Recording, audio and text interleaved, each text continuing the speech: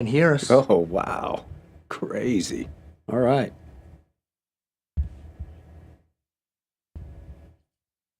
All right. And I'm not sure they want to hear us. Is there a little dark over there? All that black you're wearing.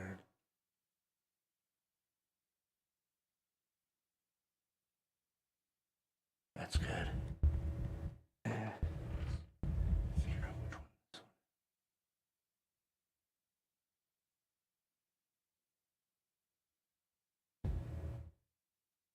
1 minute. All right. Select your favorite show. Hey, everybody. How y'all doing? It's good to see everybody on Facebook. I think it's just me and you on Facebook now. I'm not on there. Oh, yet. you're not on? I'm No. still It's trying me and two other people. Fantastic. It's good to see everybody. It's me and two other people. Aha. See? Got a little delay. Oh, we got 4 people. Oh, we're up to 4. That's you. You're number 4. I'm number 4. I was number 1. You're number 4. Oh, you're always trying to make yourself that's number right. 1. Always trying. Hey, look, we I got can't him. hear him. I have his volume on. Yeah, he's on mute. Okay, I can see it. Steve, can you give me a thumbs up if you can hear me? Okay, he's on. Okay. He's on mute. There 10 is seconds. 10 seconds. Next to the little video camera button that you click to turn your video on, there's a microphone button. Click that button. Mic off. Mic off. Purple Heart Homes presents Putting the Pieces Back Together, a forum for veterans and the community to connect. Here are your hosts, veterans John Gallina and Brad Borders. How's it going? Going pretty good. Going pretty good. Going pretty good. It's been a minute. Yeah. Been a minute. Snafu. Snafu all the way. Yes. Yeah. Welcome to our show about military acronyms. Well, I don't know if it's really a show about military acronyms, but you were listening to Putting the Pieces Back Together, presented by Purple Heart Homes. And, it's really a show about veterans and reintegration and hearing the life experiences of veterans that have served our great nation and our communities and how we can connect with them. Yeah, So it's we're amazing, man. glad We got to a have lot you of join cool- us. Yeah, we got a lot of cool things going coming up here in the next few months. We've got a couple of events locally that folks might be interested in. And I was just down in the big town of Race City, North Carolina. Do you know where that is? Race City, North Carolina. Let's Yeah. see. Is that in Iredell County? Yes, it's in Iredell County. Yeah, I've heard of that before. Yeah, Mooresville, North Carolina. And I was Yeah. down at Funny Bone Embroidery. What are you doing? Going down there for a laugh? Nope, I wasn't going down You there. for picking a laugh. bone with somebody? Nope, I was picking up hats. Picking up hats? Hats. I just happened to have a What do you brand new put? hat You on. put hats on a skeleton or something? No, you are going us off on the wrong train track here, there, John Gallina. We're trying to get somewhere, and the place we're trying to get is an event that we've got coming up in October called Take That Hill. And I just picked up the new hats for Take That Hill. They were embroidered by our friend Daniel Doherty, otherwise known as Chief, down at Funny Bone Embroidery. If you need anything embroidered, T-shirts or hats or anything, they're amazing. They've been in business for a long time, and he's just a great member of the community. And we got these awesome hats, trucker hats with the Take That Hill logo on it. And we just found out some really cool news today that we are going to have 2 Medal of Honor recipients at Take That Hill this year, and that's pretty exciting. So I'm excited about that, and you're going to have an opportunity to meet those folks. Let's see, we've got Bob Patterson, who served in Vietnam. What a great man. Great man. And served in the Battle of the Ia Drang Valley with, at that time, Lieutenant Colonel Hal Moore. So if you've seen the movie We Were Soldiers, Bob's story is included in that narrative. And another gentleman, I can't remember the other, we just found out today. What's the other gentleman's name, John, that's coming? Joe Marm. Joe Marm, and another Vietnam veteran. And I read this in the vignette. So every Medal of Honor recipient, there's a vignette and a story about what they did. And his Medal of Honor was presented to him by Richard Nixon at the White House. And just yesterday was the anniversary of Richard Nixon resigning and in disgrace and leaving office, and Gerald Ford becoming the President of the United States. So I was alive when that happened. So I was not. You were not. Just so you're aware of that. You were not. So you just read about Sort that of, stuff. sort in of the like history your book. microphone's not turned on right now, but we can still hear you. That's right. Can the listeners hear me out there? Yes, I'm sure they could hear you People without a can microphone. hear you outside of the building Yeah, without that's the true. microphone. Yeah. I know y'all missed me last week while I was out. We did. Yeah, Yeah. it was disjointed without you. Yeah. Yeah, it was. We missed your jokes. Let me tell you what I all miss. your witty repartee. Let me tell you what I miss. I miss Miss Giggles. The show just has not been the same without Miss Giggles. Miss Giggles is currently and has been out of town on a secret mission for the last 8 days, leaving me here alone to fend for myself as a bachelor. I thought it looked like you lost a little weight. I forget to eat when she's around. Yeah. But anyhow, she's en route. I just got a call from her. I didn't think she was going to return until tomorrow, but I just got a call about an hour ago saying, prepare. My return is imminent, so she's going to be home about Sunday. About sundown. So that's really good. excited about that. So we got a great show for you. Devil Dog Devin's here. He's going to have Project of the Week. John Gallina is back in the studio, and we've got a great guest on the line from somewhere in Virginia, and his name is Steve Bozeman.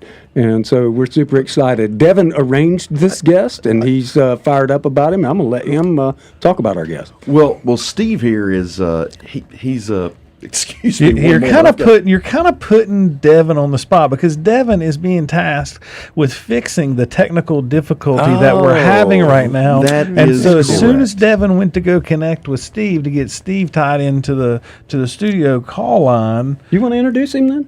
well, sure, I'll be happy to. Awesome. I tell you, most people that know me know that my real passion for veterans resides in our Vietnam veterans. Just what they endured not only in combat, but then what they endured coming home was certainly something that we in our generation didn't experience. Correct. And so with that, it's where my heart and passion to serve veterans comes from, is to serve those veterans that were in Vietnam. So with that, Steve is a United States Marine, and he served in the. Yep, he served in 1966 at the age of 18, and with that, he did boot camp at Parris Island.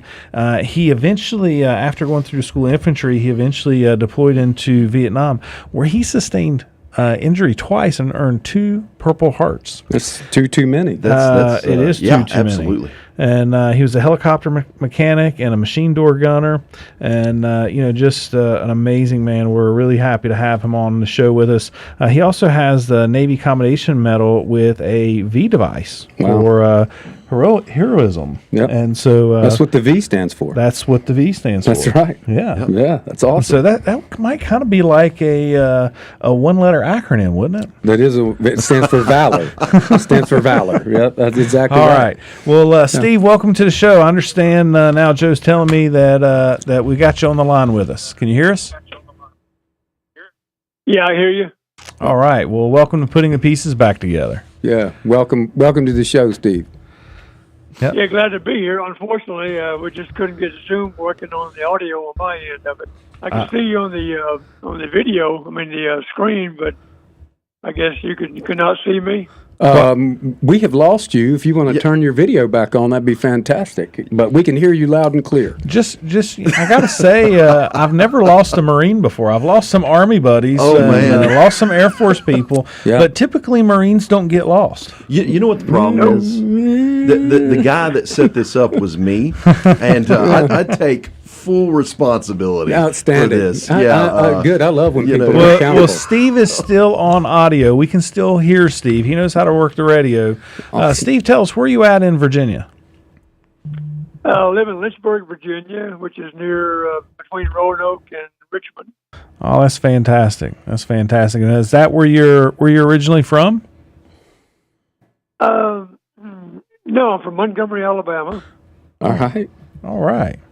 Pretty Awesome. much born and raised down there. And then my dad met my mother in Lynchburg when World War II was going on. And then when they got married after the war and moved south, had 3 babies, and then moved back up here. She did when they got divorced. And I stayed here for a few years, but I went back to Alabama and just stayed there until I joined the Marine Corps. So you were 18 years old when you joined the Marine Corps. Correct. So did you were Yeah, you the big old, did you get one of those letters in the mail saying congratulations, you've been told to join the Marine Corps? Did you walk down to the recruiting station and raise your right hand and volunteer?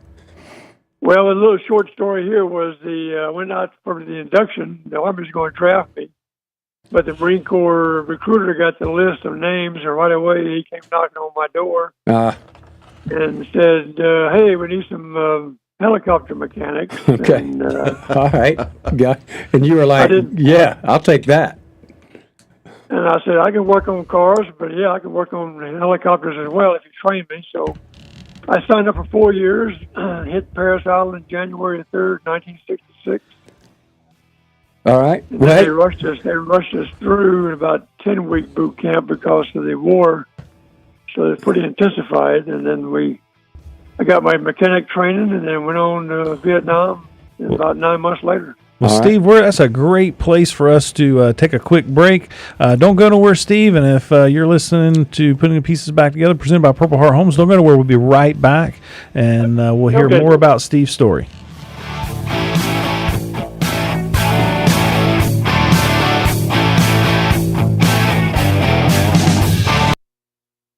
Here's your WSIC community calendar. Just a few more weeks and... All right. So everybody, we had a little bit of technical difficulty for those watching on Facebook and maybe watching later on YouTube. And so we've been, in our break time, we've been talking about Army acronyms or military acronyms. And last week we had some that were inappropriate. Perhaps we have some new ones this week. Devin, do you got any acronyms? Oh, Devin's too busy checking his phone. So awesome. I was looking at the ones I wrote down. Oh, what are they? What do you got? Well, so one, I don't know if do y'all have Alpha Charlie in the Army? Alpha Charlie? Do you remember Alpha Charlie? I remember Charlie Mike, which means continue mission. Oh yeah, no. Now Alpha Charlie is a good old HUing. Oh, you get in trouble. Yeah, That's like if you did something wrong. Absolutely. You come back from First Sergeant's office and you're like, I got the Alpha Charlie. Yeah, exactly. Yeah, I I've might have got a couple of Alpha Charlies. How about you, Brad? I've definitely gotten a couple of those. One or two from an NCO from time to time. And a very assertive NCO that decided to, Alpha Charlie an officer. So that's pretty interesting. In the Marine Corps, we would not have even dared to think that we could give. Well, except for Master Guns does whatever the hell Master Guns wants to. I mean, you find a... Project here for 1 minute. Yeah. Steve is still on the line with us. Steve, can you still hear us?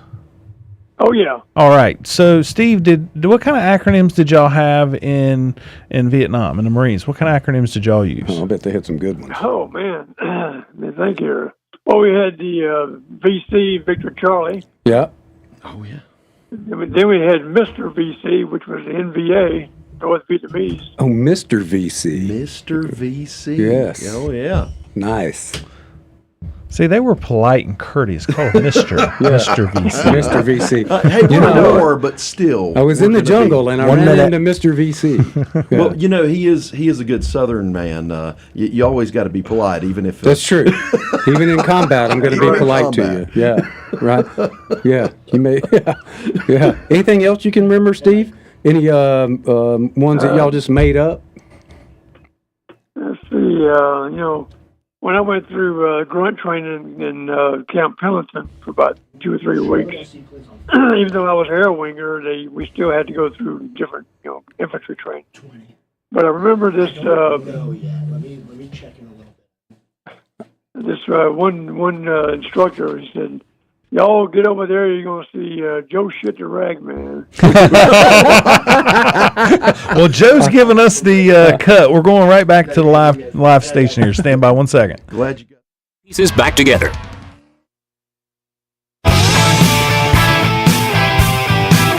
Oh, welcome man. back. I feel bad for those that can't be on Facebook with us. If you are missing the segments on Facebook. You are Man, missing out. You yeah. need to go to WSIC Facebook page, check out the Putting the Pieces Back Together show, and if nothing else, you need to listen to those segments in between. Some great laughs there. Yeah, that was good. Yeah, they're not governed by FCC regulations. Oh no. I did find this out from our friend Chris Wilcox down at 106.5 The End. It is not illegal to imbibe alcoholic beverages while you're on the air. Oh, does that mean we're going to start? No, bringing I didn't in- say anything about what we're going to do. I'm just saying that was a question that was brought up. Well, I'm and just it is saying not that illegal. that stuff you tried to get me to drink on here when we first started, I'm Oh, not that, drinking that again. That stuff that from tonic. Oh, that whatever was it good, man. That it had was the from peppers in Lowry's it. Drug, wasn't Yeah, it? it was awesome. It's good for you. It was not awesome. Yeah, yeah. Well, you're listening to Putting the Pieces Back Together, presented by Purple Heart Homes. We're joined today by Marine Corps veteran and Vietnam veteran Steve Bozeman. Steve was a door gunner and on a helicopter in Vietnam, and twice combat wounded, and lives in Lynchburg, Virginia. And we're glad he's here with us. And Steve, again, thank you for being here with us. We appreciate you. And we were when we left to go to break, you were talking about going to Camp Pendleton, do some basic training, and tell us a little bit about what happened after that.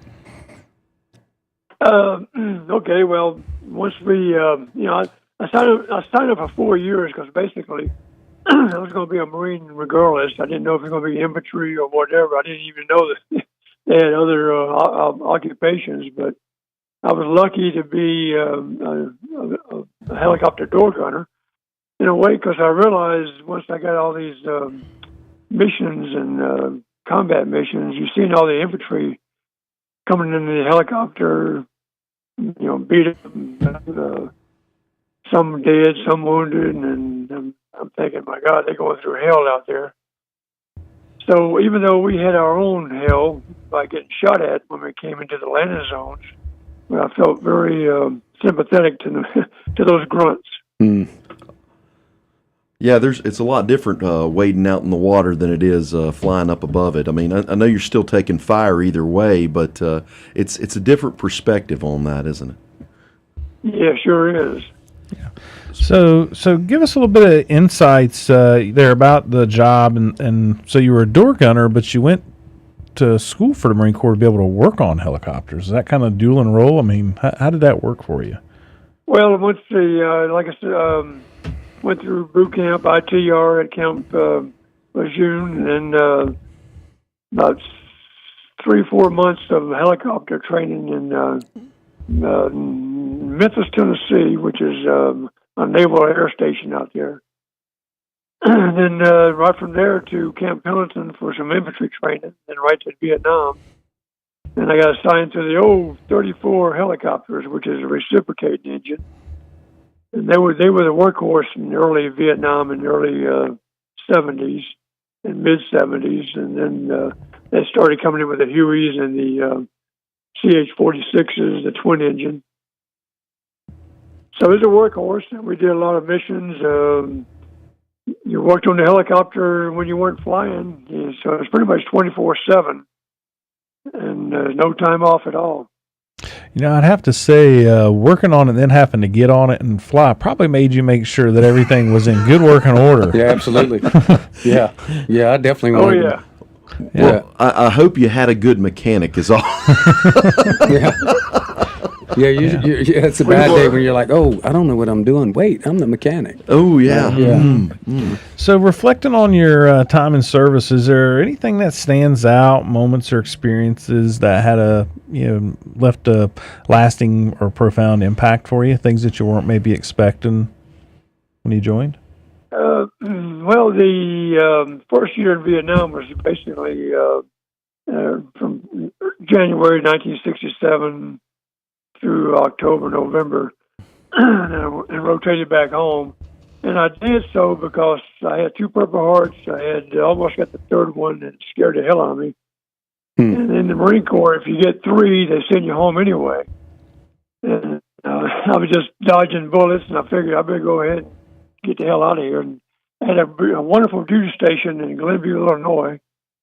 And next thing you know, when Tet hit, I was watching on TV. And I wanted to get back in the fight. It just had a calling. So I volunteered to go back, even though I knew it was going to be hellhole. And I just did. And then I served another 13 months, but it's pretty much it was not in helicopters. So I guess the good Lord knew I was an idiot. And so he said, I'm going to put that Marine in a fixed wing aircraft. Well, Marines are not always known for their good decisions. So True. you said they put you in a fixed wing. Was that like a bird dog type plane? No, or? it was C-117, which is a two-engine aircraft, kind of like the C-47s they had in World War II. Yeah. Two engines. Right. And then C-117 was the commercial, was a DC-3. Oh, yeah. But they converted it to military, and we flew, I call it milk runs during the day, and then at night we'd drop flares over the besieged areas that was under attack. Oh, wow. And then we get a few more pot shot bullets shot at us. And then, thank God, none of those bullets hit the pallet full of high-powered flares that would have blew the plane up. So after your next deployment there, how much longer did you stay in the Marines? Well, I was an E5 sergeant. I had orders to Andrews Air Force Base. Had a chest full of medals. I guess they wanted me to be one of those helicopter mechanics that you see on TV where the president gets off and on. But when I got to Okinawa, I only had 3 months left till my enlistment, and this was late '69, October '69. And even though I had orders to Andrews, the lieutenant said because they were downsizing in Vietnam that you could get out in 3 months or less. So my first wife was pregnant. Well, she'd already had a 6-month-old baby waiting for me. And she wanted me to get out of the Marine Corps, so I did. I can completely understand that. Raising a family's tough, but we're thankful for our families and our spouses that hold down the home front. Yeah. So, Yeah. Hey, Steve, what was coming back from all that, volunteering to go back for a second tour, getting 2 Purple Hearts, almost a third, and then transitioning back from doing all of that? What was that like for you? Kind of trying to get back to becoming a civilian. Well, that was 1969 when I got out in October. And right away, I had to go get a job. So I got one in Joliet, Illinois, which is just south of Chicago. And ironically, I worked for Joliet State Penitentiary for a year. I thought I got out of combat in Vietnam. Here I was right in the middle of all these prisoners who wanted to kill you. You were like, I'll go back to the jungle. Is that why you took up running to get away from them prisoners? Make sure I can run fast. That's correct. Back then the prison was run very tight, and mostly military, former Army Marines. So interesting. It was a tight-run prison. Yeah. Yes, so that community of folks that you worked with probably served as kind of a new unit to be a part of, huh? Yeah, it was the same kind of camaraderie of military, and you had to wear a uniform during your watch.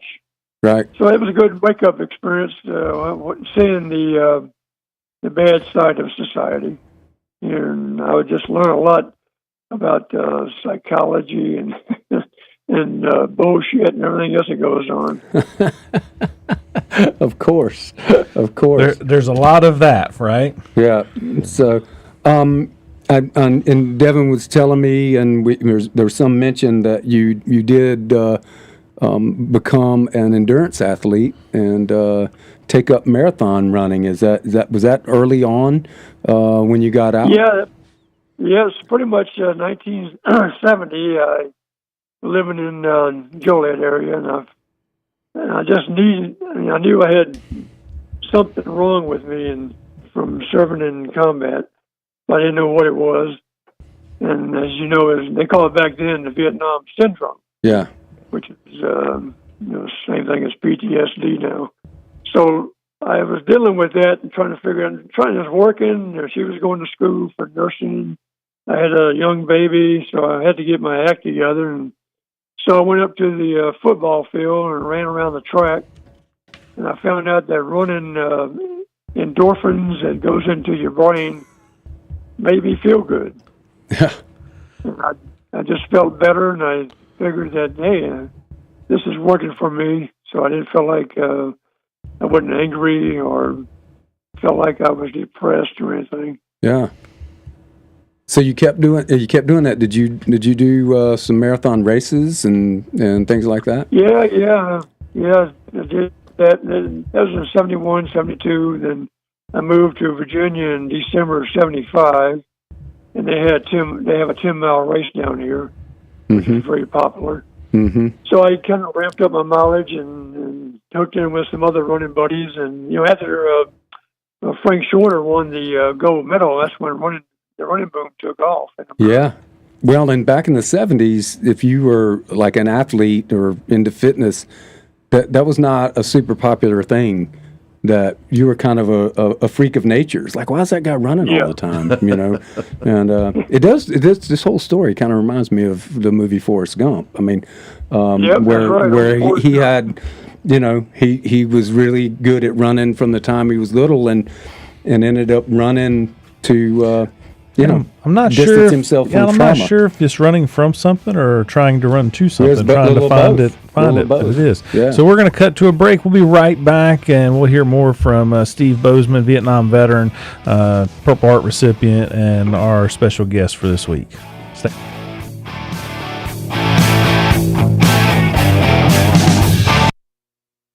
Local news. All right, Steve. This is great. So we're back in the break section, and we're still live on online for our Facebook audience, and so we'll get back here to our acronyms. This is continuing the acronym. Army acronyms. FCC unregulated section of the show. This Steve. is true. Well, so I have an old Vietnam friend, and he unfortunately passed away a couple years ago, and he would oftentimes text me and Dale.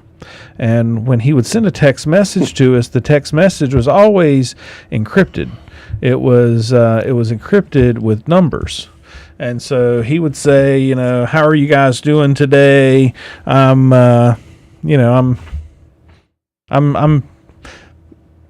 I'm trying to find one I can say here. Wow, that's pretty bad. Even the FCC's not listening right now. And you still FCC's can't. not listening on Facebook. So I mean, you can. But there's a lot of four-letter words. Oh, in yeah. there. Give me the bell and I'll bing it. And whenever you say a so, bad word. He said, "I'm 821," which There you means snafu. And so, yeah. So then he would go on to say, everything. We had codes. He had codes, Number codes. They're Air Force Did codes. you have to look them up? Oh yeah, we had to learn to look them You had up. like a encryption sheet. I mean, he could remember them. He just knew them, awesome. right? And so, the conversation would go something like, hey, hope you guys are doing well. I'm 821, and Yeah. and then he'd be like, yeah, my wife called, and then she told me, 815, which 815 means get bent. Oh, And wow, then- is that right? Yeah, and so he would go through this conversation, and it would just be nothing but all these 800 numbers. codes. Yeah, all these numbers. And so there's So you would go back to the 29 of them. office, you'd pull out your encryption sheet, your decoder. There's 29 of these There's things? 29 of them, And is yeah. this officially recognized by the Air Force, or is this just... I think it was things that pilots come up with so that they could communicate with each other. without anybody else knowing what they were saying. That's right. Yeah, that's pretty awesome. And so when I was thinking about the acronyms and this part of the show talking about acronyms, this, it brought this back up to my memory of, this was something I'd learned from one of those older veterans. And so, Steve, have you ever heard of 800 Air Force codes? Yeah. See? I mean, that's He knew. more common knowledge in the Vietnam veteran generation than our generation. Well, he did spend a lot of time in a helicopter. He probably got a... I bet he probably knows what all of these are. So like 816, I don't give a crap. Oh, yeah. It's a four-letter word, right? Or, Well, y'all haven't touched on the two big ones that we all know about. Vietnam was the snafu and foobar. Foo Yeah. bar. Foo bar. Oh, Foo yes. bar is a big one. Yeah. Yeah. There's a movie called Foo Bar. Is there really? Yeah, it's on Netflix. So what does FUBAR stand for? Effed up beyond all recognition. There you go. I'm glad he decided because I would have actually said the word. It's good. Well, that I mean, Brad did it. I'm just trying to keep this show. Well, he's rated. a I chaplain. felt He's it a- was best to have the 30 chaplain say seconds. it. Keep this show That's- rated PG. that's a man. good idea, I mean, man. we got to be. I had a guy tell me one time, and he was in seminary. He was like, "Brother, we got to live a G-rated life." I'm good with that. I'm good. G-rated life. G-rated? You'll live a 10 long seconds. time. So that brings me to the acronym BFO. DignityMemorial.com. Joe said no go on the BFO. No go on the BFO. Yeah, welcome back. Oh, welcome my. back, Justin, I know that you're listening to our show because it's your favorite show.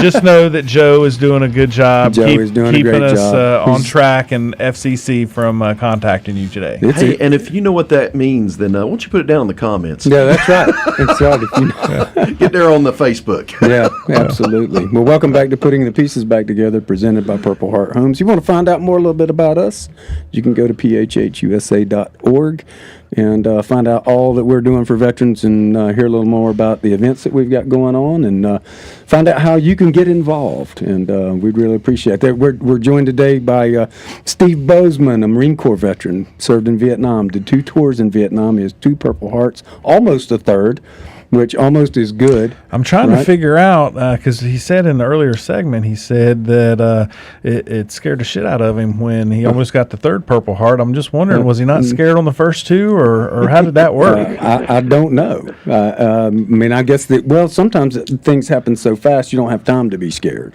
So, but Steve, welcome back, and we're super glad to have you here. Thank you for your service, brother, and we're really grateful for you, sir. You were talking a little bit before the break about your foray into endurance sports, specifically into marathon training, and how running provided some solace for you as you were distancing yourself from serving in Vietnam, and I can certainly identify with that, and as I'm an endurance athlete myself and like to ride my bike long ways, and I can gravitate towards the things that you were saying about how doing long, laborious things makes you feel after you get to a place where you can do that. Did you continue to run marathons for a number of years after that? And are you still doing that? Yeah, I'm still doing it.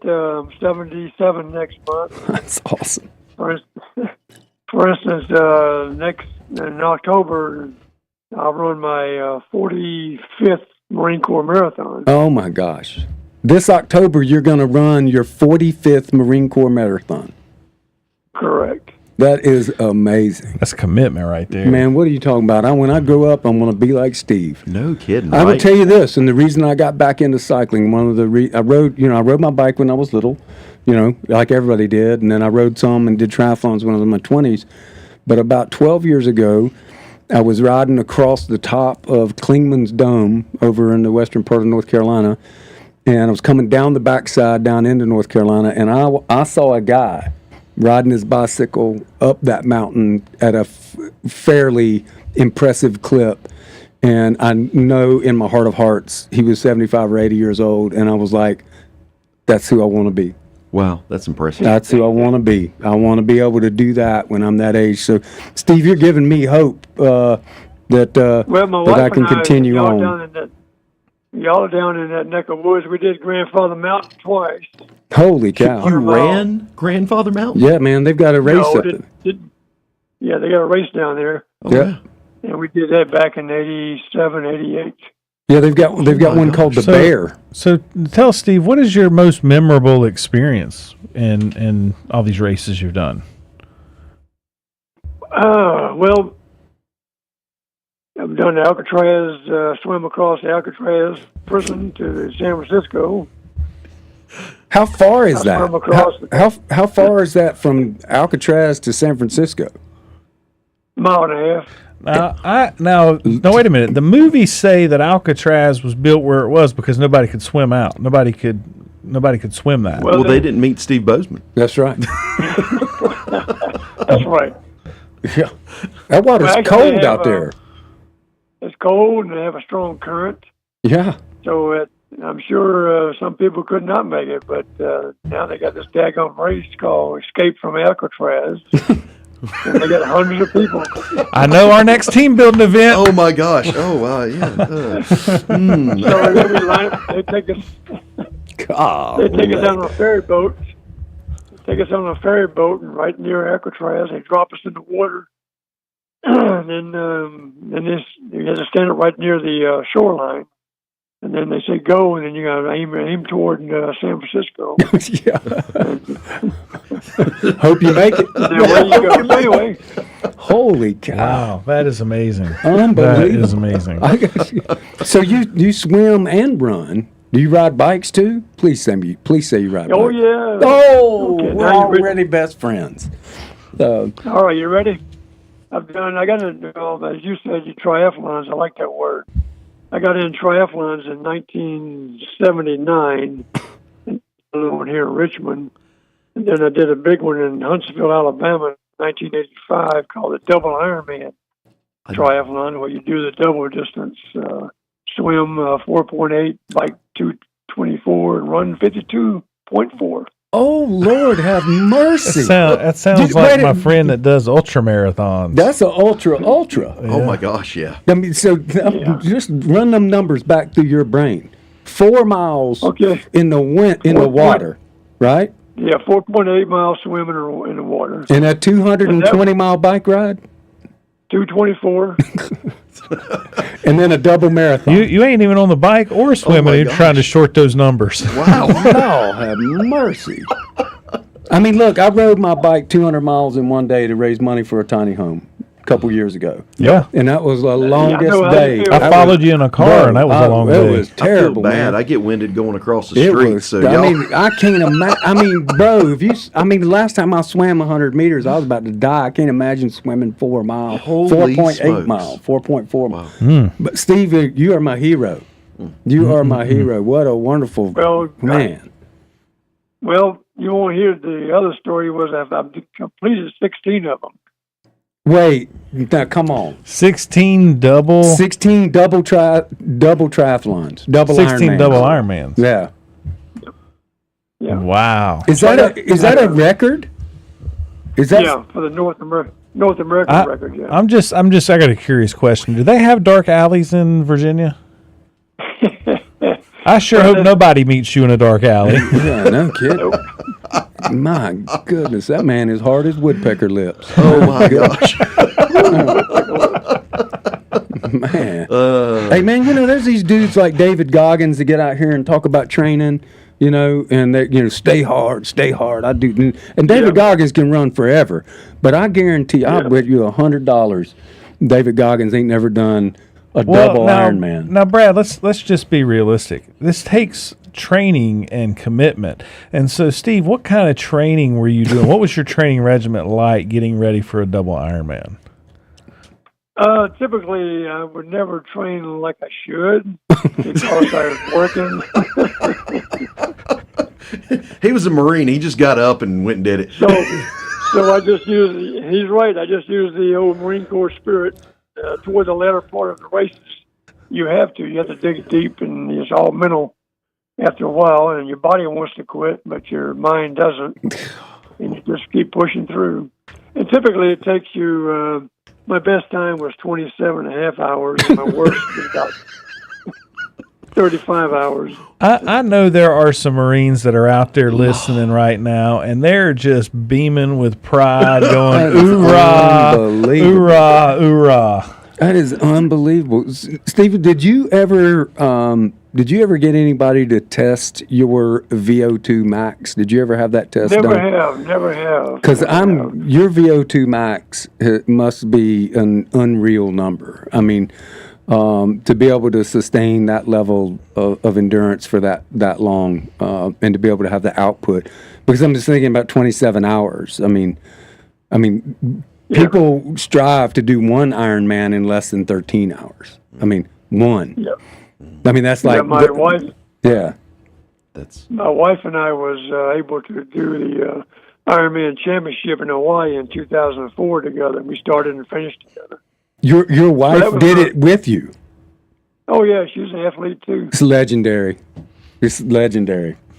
I mean, I've got to say, this is by far the best guest that we've had. that is on. incredible. I mean, not only a Vietnam vet, which is amazing and cool in its own right, a Vietnam vet with 2 Purple Hearts, a Navy Cross with a V device, and no Navy Cross. What did Navy Commendation Medal. Navy Commendation Medal. I'm sorry. Thanks for correcting me on that, Steve. Yes, that is important. Navy Commendation Medal with V device, and 17 double Ironmans. And his wife and he 16, and his wife and he completed one Ironman championship together. Yeah, in Hawaii, that's the big one. That's the That Kona. is just mind blowing. Yeah, it is mind blowing.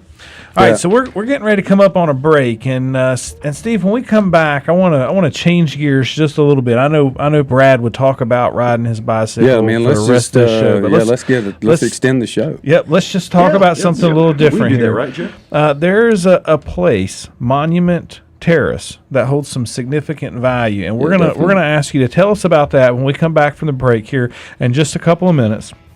And so you don't want to miss this and learn more about what Steve is doing in his community to honor those that serve and to continue to build camaraderie in his community. So we'll be right back. You're listening to Putting the Pieces Back Together, presented by Purple Heart Homes.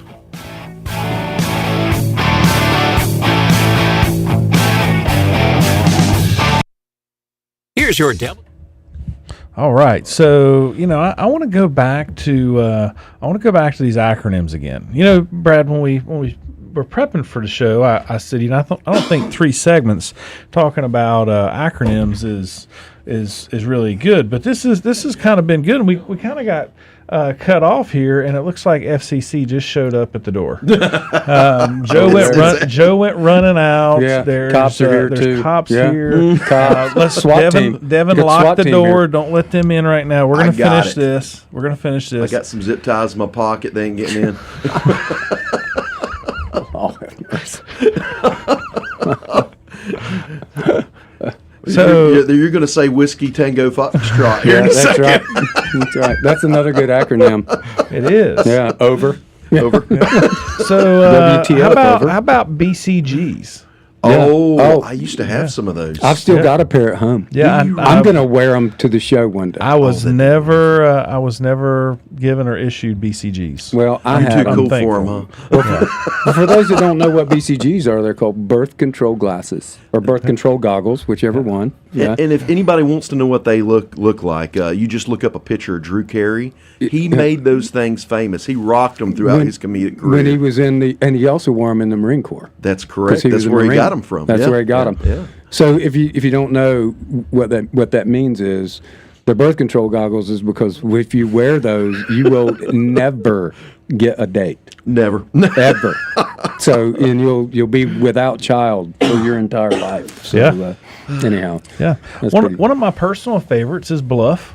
Bottom line up front. Yep. Use Bluff a lot. Yeah. When communicating. The even problem with our team. is that people in their email correspondence, and they'll go and they'll say bottom line up front, and then they don't do that. Oh yeah, that's right. Right. Then they bloviate. They bloviate, and they leave the bluff for the end, which is dumb. I think Matt Stevenson particularly dislikes Bluff. He is quite the orator. Orator. Yeah. Wow, Yes. that's a Matt has some trigger words too, or trigger phrases. trigger phrase. Yeah, his filler phrases. And his what are most those? famous filler phrase is "in relation to." Oh In yeah. relation to. Yeah. Oh, yeah. For a while we would count it. We had the IRT count. Yeah. What Yeah. about 30 long story seconds. short? Long story made short, which means what? This is going to be even longer than That's you exactly anticipated. right. We love you, Matt. Yeah. You thought that was long. No, it's not. This is. Yeah, that's right. That's right. It's fantastic. Oh my gosh. Well, that's good, man. I'm digging acronyms. 10 seconds. We got 10 seconds before we go back to break. Sorry, Facebook. We're going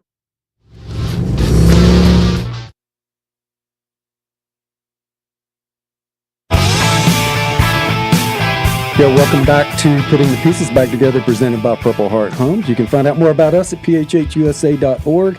We're joined together today by Steve Bozeman. It's been a great show so far. Steve is a Marine Corps veteran, served in Vietnam, twice wounded, has a Valor Award. He was a door gunner on a Huey helicopter over there.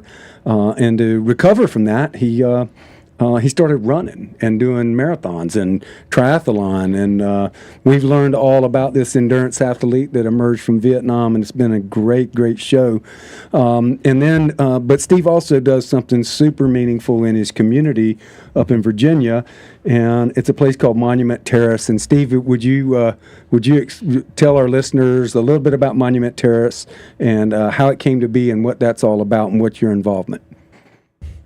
Yeah, Lynchburg, Virginia has a Monument Terrace, which is goes uphill 139 steps, and up those memorials are at the bottom is the World War I monument, which is a doughboy standing tall in bronze, and then above that's World War II, was then Korean War, and Vietnam, and then very at the top on the other street is the Confederate soldier.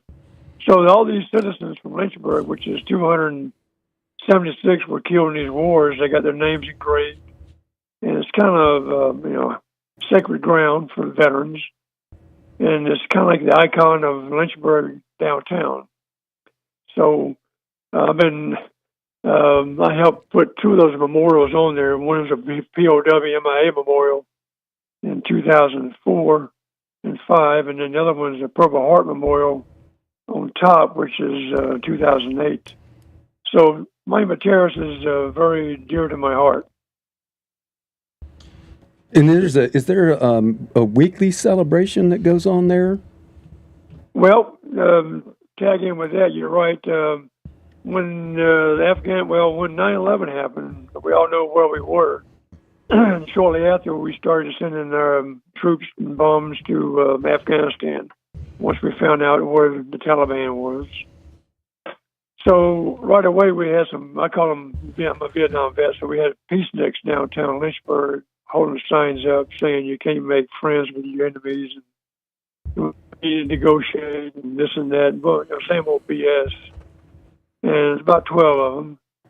And then the local radio talk show contacted me about rallying the troops together and just have a counter rally and support the troop thing.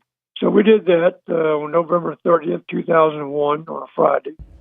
And right in front of us was those 12 protesters. And then behind them was about 85 veterans and patriots who were there to kind of we're here to support the troops going into war right now. And at that time, we had no casualties in Afghanistan. Mm-hmm. So next thing we knew, we came back the following Friday, and it continues. Now tomorrow will be 1,131 Fridays. I'll be darned. Yeah. Man, I'd like to. I'm going to ride up there one Friday. What time does that take place up there on Friday? Well, we Steve? rally at 12 to 1, but a lot of times the troops show up from 10:30 on. Okay. And then we have we got flags, about 20 flags we display on the curb. we got a sign that says "honk" if you support the troops, and we just have a good time for that 1 hour. It is really something to see if y'all ever. You've been up there? Area. Oh yeah, absolutely. So I want to just give a shout out real quick, as I, have heard and learned a little bit of your story both on today's call and read a little bit about your story and the work that you're doing.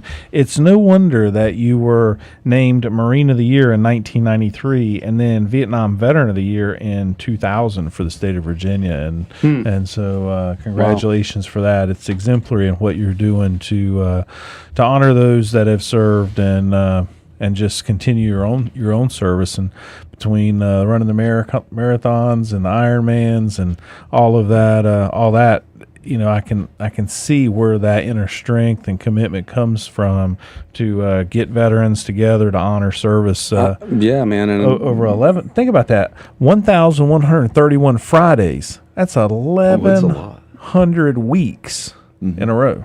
Anybody's ever put on an event. 21 years and almost 8 months.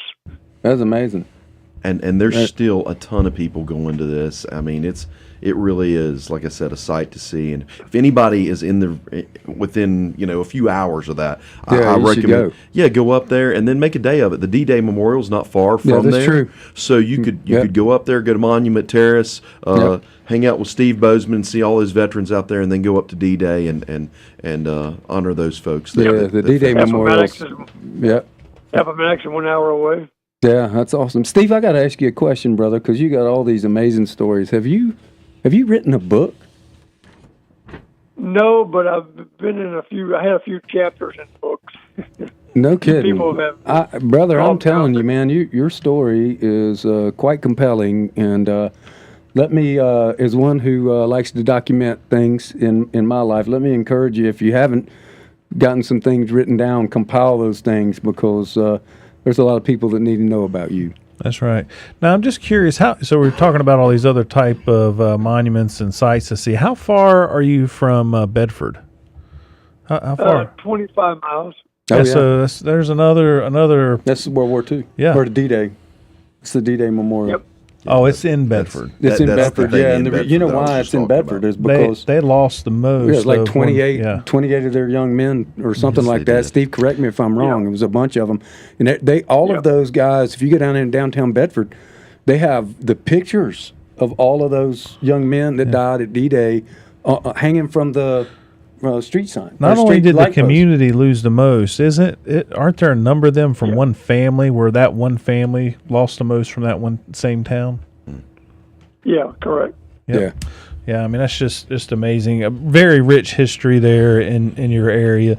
And so we're doing a project. We're putting together a project. That's what Devin was doing up there. He's up meeting some folks. Devin, tell us a little bit about that. Well, that fellow that we're looking at helping out, his name is R.J. Pinto, and he's got an interesting history himself. While he never served in a theater of war, he was a veteran and had a lot of life experience and used to be the guy that gave the motorcycles on set in Hollywood. And if y'all ever heard of Alice's Restaurant, Alice was his girlfriend. Oh, wow. What do you mean? The TV show Alice? There was a song about, was it Woodrow Guthrie or something like that? Arlo Guthrie. Arlo Guthrie. Yeah, thank you. I'm sorry. You were out. You were alive when that came out, weren't you? Yeah, I was. Sorry, Steve remembers that too. A little before my time there. I think that was 8:15 is what you said. That's right. Thank you, John. Yeah, but give me another one. Yeah, 8:23, Devin. No, I don't know what that one is, but it was intended for you maliciously. Oh man, I'm sure it was a good one. So back to RJ. He's another interesting fella. He's in his 80s now, but just a few years ago, he was riding in motorcycle races and just having a good old time. But now he needs some help with his house. He's in Lynchburg. He's in Arrington, I believe. Okay. Yeah. Is that how I say that, Steve? Yeah, that's correct. Okay. Yeah. So we're going to be going out there, just taking some time to put together something for him, because he's just not living in conditions that you would expect a veteran to live in. You getting Steve involved in this project? Absolutely. Steve's involved with something called is it Lynchburg Veterans Council? Do I have that correct? Yeah, Lynchburg Area Veterans Council, which I'm the vice president. And we formed about almost 9 years ago. And pretty much we got all the veterans organizations in town, which is about 6. All the leadership is on our board. We're all nonprofit. We're 501c3, no paid salaries, all volunteers. And we do a lot in Lynchburg to help veterans and families. And in fact, we've accomplished about 2 years ago, there's no homeless vets in Lynchburg. Wait, say that again? There's no homeless veterans in Lynchburg. That is insanely impressive. My goodness. Boy, wouldn't it be great if other cities could adopt Well, that I tell mentality. you, they all they need is a Steve Bozeman to step up because he is not going to give up. Failure Yeah, is agreed. not an option There for you this go. man. Absolutely. Double Iron Man, Yeah. So, Steve, if somebody a listener wants to support or get involved, how can they reach you guys? How do they do that? Well, we got a Facebook page, Monument Terrace Troop Rally. All right. Right on. Monument Terrace Troop Rally, and if you go on there, you'll see almost every week we got photographers who take pictures every week of different, veterans, what's going on, speakers. Over the years we've had quite an array of politicians who come down there on both sides of the aisle, and one of them run for different offices, and when they do, like Governor Youngkin, he came down there when he was running, and he said, well, if I'm elected, I'll be back. He's been back twice. Wow. That's great. Well, I want to give a quick shout out. We got about a minute left before the end of the show, and just want to first of all thank you, Steve, for your service. Thank you for your dedication to your community and to our nation, and certainly to our brother and sisters in arms. And so we just want to thank you for that, and thanks for being a guest on the show.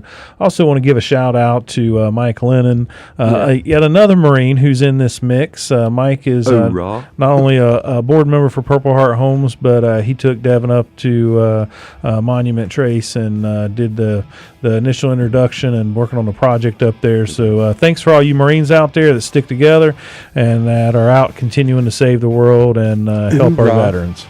Yeah. Great. Thanks for being with this week. We'll be back next week with a great show. It's going to be awesome. Have a great weekend, everybody. You're listening to Putting the Pieces Back Together. The new 105. Steve, you still there? Yeah. Oh, Steve, thank you so much, man. What a blessing, man. Very much. There were some technical difficulties at the beginning, but it turned out great. It turned around. It was a beautiful show. Thank you. You were a great guest, and You turned I it around, really Steve. appreciate you doing this for, especially on such short notice. Thank you, brother. That was awesome. And we will certainly. Appreciate it, and I wish the video worked on the laptop, but maybe next time. Yeah, well, we're going to come up and see you. Yeah, Brad and absolutely. I'll make a ride Come over on here up. and come see I'm you. coming up on a Friday. I want to be a part of that. What I'm going to do is I'm going to drive the truck. We're going to throw the bicycle in Yeah. the back, I'm and gonna go- Brad's going come to do a ride back. I'll ride back. Don't threaten me with a good time. Steve, I'll bring my bike up there. I'll come ride with you.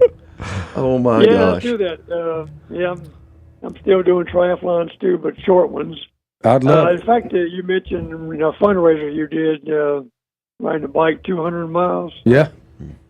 Yeah, We I got- rode my last double Ironman in 2012.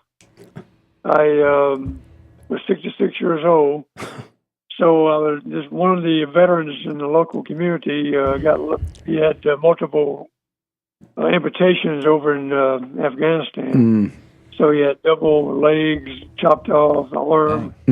So I said, hey, I want to do my last triathlon, and I'm going to do it in his honor. And I raised